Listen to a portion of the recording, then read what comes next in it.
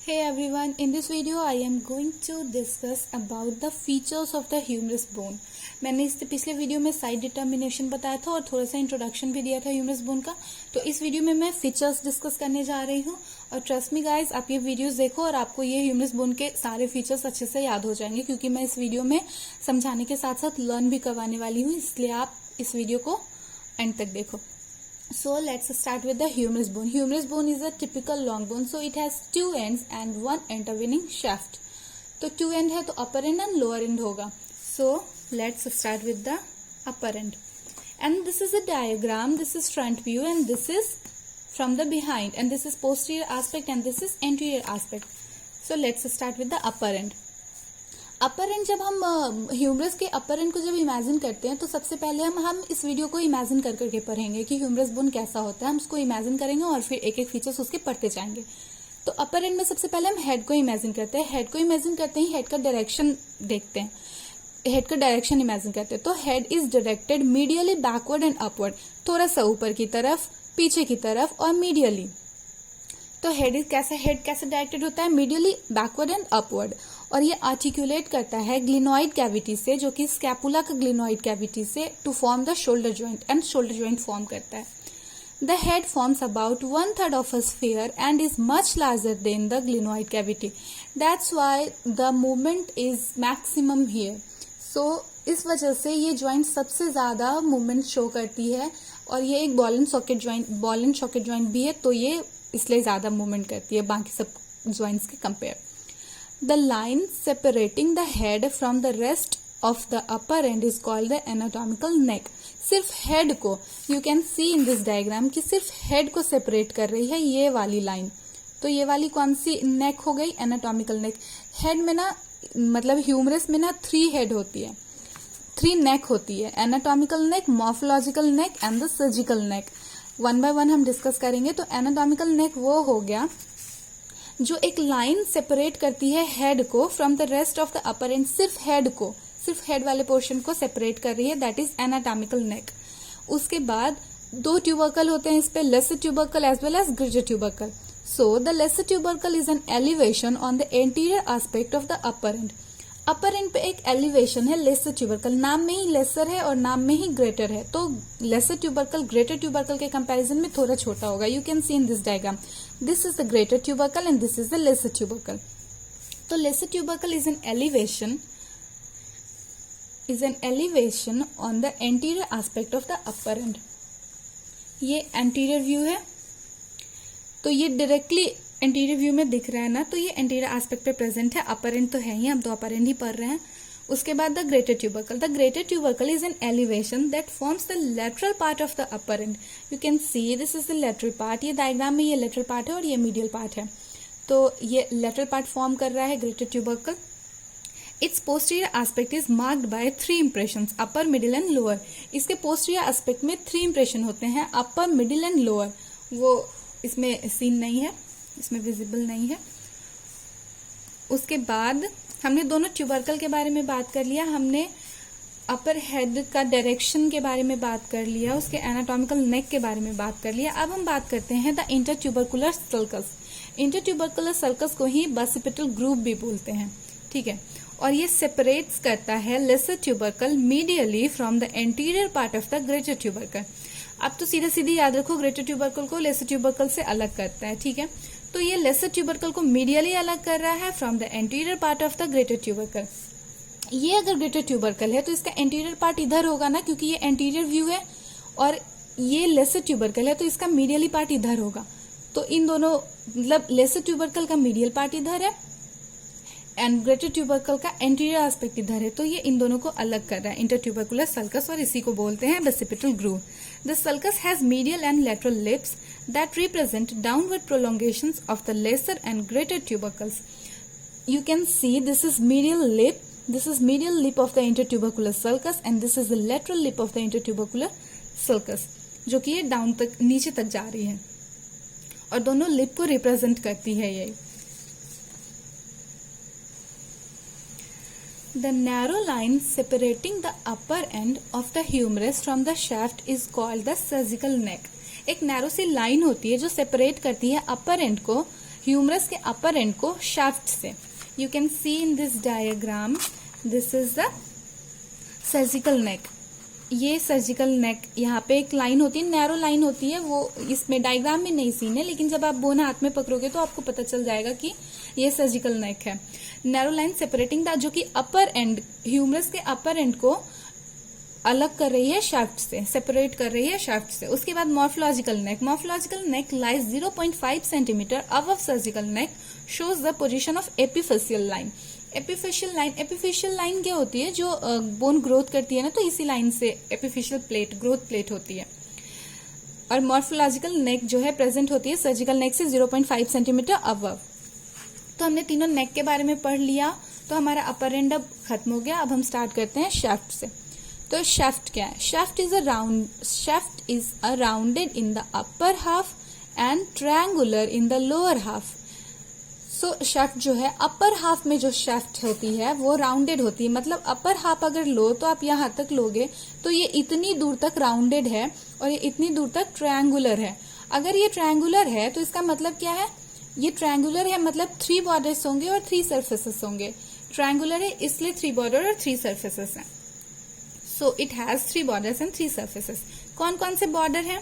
Anterior, lateral and medial. Anterior border जो front से हमें दिखेगा, लेटरल बॉर्डर जो लेटरल व्यू से दिखेगा, और मीडियल बॉर्डर जो मीडियल व्यू से दिखेगा। So starts with the borders of the shaft. The upper 1/3 of the anterior border forms the lateral lip of the intertubercular sulcus। तो हम सबसे पहले anterior border को पढ़ रहे हैं। तो upper 1/3 of the anterior border का जो upper 1/3 पार्ट है वो फॉर्म करता है lateral lip of the intertubercular sulcus।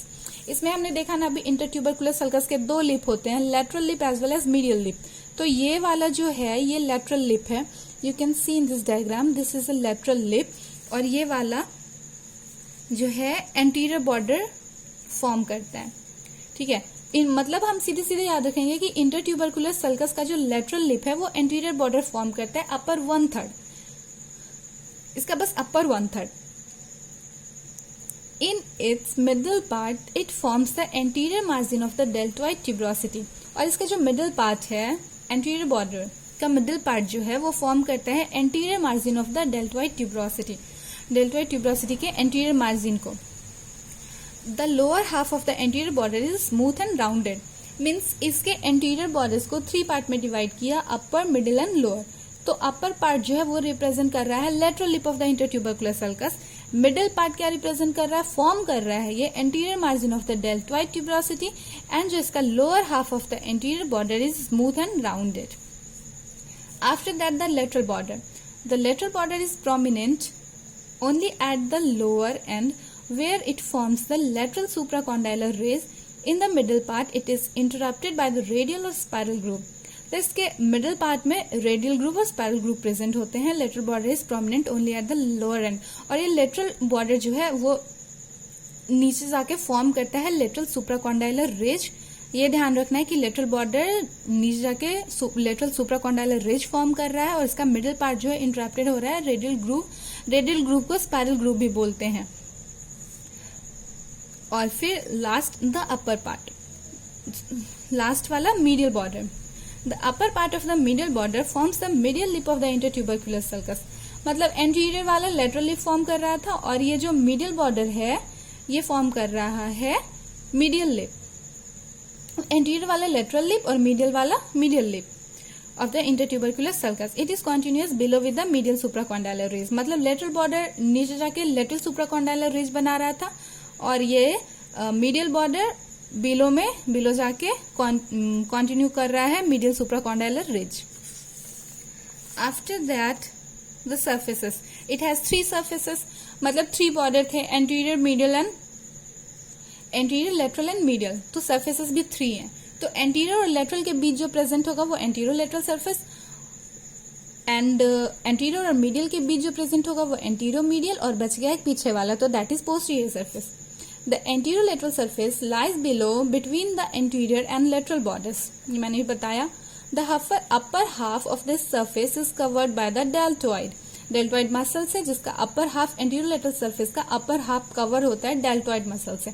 इस एंटीरियर लेटरल सरफेस पे पूरा पूरा डेल्टॉइड ही कवर किए हुए हैं, ये डेल्टॉइड, और फिर इसके जस्ट मतलब a little above the middle, middle से just little above, you can see in this diagram, ये मिडिल है तो मिडिल से just little above this is deltoid tuberosity, जो ये डेल्टॉइड ट्यूबरोसिटी है जो कि प्रेजेंट है एंटीरियर लेटरल सरफेस पे। The little above the middle it is marked by V shaped deltoid tuberosity. Deltoid tuberosity जो है वी शेप की होती है। Behind the deltoid tuberosity the radial groove runs downwards and forwards across the surface. Radial groove है, radial groove के बारे में हमने भी यहाँ भी पढ़ा, this is radial spiral groove, और रेडियल ग्रूव फिर से यहाँ भी आ गया, क्योंकि उतनी ही सारी चीजें हैं वही सब घूम फिर के आती है, बस हम कंफ्यूज कर जाते हैं बहुत बार, बट अब ध्यान रखो। So after that the anteromedial surface, anteromedial surface किसके किसके बीच लाई करेगा, एंटीरियर एंड मीडियल बॉर्डर के बीच। So its upper 1/3 is narrow and forms the floor of the intertubercular sulcus. तो जो बॉर्डर्स था वो लिप फॉर्म कर रहा था, तो ये एंटीरोमीडियल सरफेस जो है ये फ्लोर फॉर्म कर रहा है इंटरट्यूबरक्यूलर सल्कस का, एंटीरोमीडियल सरफेस का अपर 1/3 पार्ट, और इसके मिडल में न्यूट्रिएंट फोरामेन प्रेजेंट होता है। उसके बाद last surface that is posterior surface. Posterior surface lies between the medial and lateral borders. Posterior surface जो लाई करता है between medial and lateral borders, क्योंकि तीन ही तो बॉर्डर थे, एंटीरियर बॉर्डर के साथ लेटरल बना ही लिया, मीडियल बना ही लिया, तो अब कौन सा दो बॉर्डर बचा, लेटरल और मीडियल बच गया, तो लेटरल और मीडियल के बीच पोस्टीरियर सरफेस प्रेजेंट होगा। The middle 1/3 is crossed by the radial groove. इसमें बस यही है कि ये मिडिल 1/3 का क्रॉस करता है रेडियल ग्रूव, बस। उसके बाद आते हैं हमने अपर एंड पढ़ लिया, हमने शाफ्ट पढ़ लिया, शाफ्ट के बाद हम आते हैं लोअर एंड पे। तो लोअर एंड फॉर्म करता है, lower end of the humerus is forms the condyle which is expanded from side to side and has articular and non articular parts. तो लोअर एंड को हम ऐसे आर्टिक्यूलर और non articular parts में divide करके study करेंगे। तो articular part में कौन कौन से दो पार्ट आ रहे हैं, कैपिट्यूलम और एक trochlea. So let's discuss about capitulum and trochlea. तो कैपिट्यूलम क्या होता है, is a rounded projection which articulates with the head of the radius. Capitulum जो है हेड ऑफ द रेडियस के साथ आर्टिक्यूलेट कर रहा है, okay. And the trochlea, trochlea is a pulley shaped surface. Trochlea एक पुली शेपेड सरफेस है, it articulates with the trochlear notch of the ulna. Ulna में एक ट्रोक्लियर नॉच होता है जिसके साथ ये आर्टिक्यूलेट करता है, मतलब कैपिट्यूलम जो है यहाँ पे वो रेडियस के साथ आर्टिक्यूलेट कर रहा है। रेडियस के किसके साथ, head of the radius, radius के हेड के साथ, ठीक है। और ट्रोक्लिया जो है अल्ना के साथ आर्टिक्यूलेट कर रहा है। अल्ना इसमें इजी है क्योंकि ये ट्रोक्लिया अल्ना के ट्रोक्लियर नॉच के साथ ही आर्टिक्यूलेट कर रहा है ह्यूमरस का trochlea. So after that the medial edge of the trochlea projects down 6 millimetre more than the lateral edge. मतलब समझ गया ना कि जो मीडियल वाला एज है वो 6 मिलीमीटर ज्यादा प्रोजेक्ट डाउनवर्ड है। You can see in this diagram कि ये मीडियल एंड है और ये लेटरल एंड है, तो ये मीडियल एपिकॉन्डाइल जो है ये ऊपर है, मतलब ये इस डायग्राम में उतना क्लियरली पता नहीं चल रहा, फिर भी इसमें पता चल रहा है क्योंकि ये डिफरेंस है, ये ज्यादा डाउनवर्ड है इसके कंपेयर, ये यहीं पे एंड हो जा रहा है, बट ये देखो ये इतना सा डिफरेंस आ रहा है ना। अगर स्ट्रेट लाइन ड्रॉ करे तो स्ट्रेट लाइन ऐसे ड्रॉ करेंगे तो ये इतना सा डिफरेंस तो आ रहा है ना, ये 6 मिलीमीटर का डिफरेंस है। तो इस वजह से जो है यहाँ पे एक एंगल की फॉर्मेशन होती है which is called carrying angle. Carrying angle की नॉर्मल वैल्यू जो है वो 18 डिग्री होती है, नॉर्मल वैल्यू। सो आर्टिक्यूलर पार्ट्स तो खत्म हो गया, अब आते हैं नॉन आर्टिक्यूलर पार्ट्स पे। तो नॉन आर्टिक्यूलर पार्ट्स में ये 2, 2, 4, 3, 7 पार्ट्स होते हैं टोटल, मीन्स की 2 epicondyle that is lateral and medial. क्योंकि ये लोअर एंड है तो लेटरल और मीडियल पार्ट ही है, इसलिए lateral and medial epicondyle present है।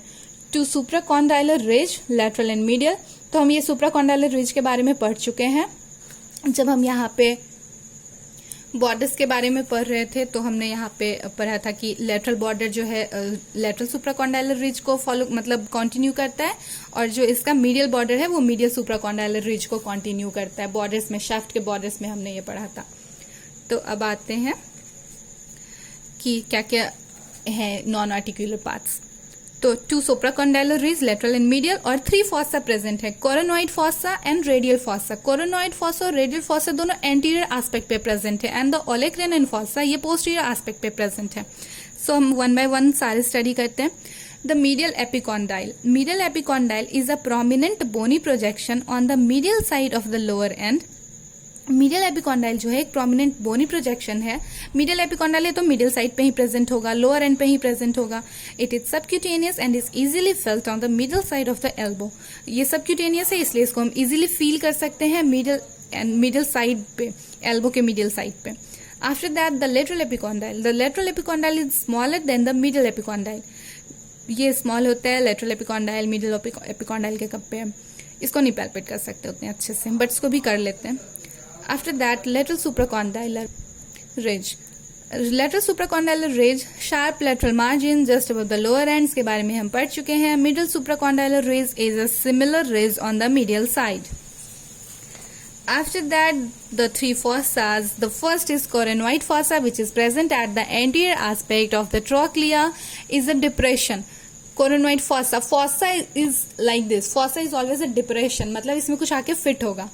तो ये अकोमोडेट करता है the coronoid process of the ulna when the elbow is flexed. जब एल्बो फ्लेक्स्ड होता है तो अल्ना का कोरोनॉइड प्रोसेस इससे कोरोनॉइड फॉसा से आके अकोमोडेट करता है, इसलिए कोरोनॉइड प्रोसेस और कोरोनॉइड फॉसा नाम दिया गया है. After that the radial fossa. The radial fossa is a depression present just above the anterior aspect of the capitulum. Capitulum के जस्ट अबव में प्रेजेंट होता है और एंटीरियर एस्पेक्ट पे. ये दोनों फॉसा मैं पहले ही बता चुकी हूँ कि कोरोनॉइड फॉसा और रेडियल फॉसा दोनों ही एंटीरियर एस्पेक्ट पे प्रेजेंट होता है. तो कोरोनॉइड फॉसा जो है ये अकोमोडेट कर रहा है किसको, अल्ना के साथ अकोमोडेट कर रहा है जब एल्बो को हम फ्लेक्स्ड करते हैं. और रेडियल फॉसा जो है ये अकोमोडेट करता है head of the radius when the elbow is flexed. ये रेडियल फॉसा है ना, नाम में ही रेडियल है तो ये रेडियस के हेड के साथ अकोमोडेशन करता है. After that the olecranon fossa. ये पोस्टीरियर एस्पेक्ट पे प्रेजेंट होता है, lies just above the posterior aspect of the trochlea and it accommodates the olecranon process of the ulna when the elbow is extended.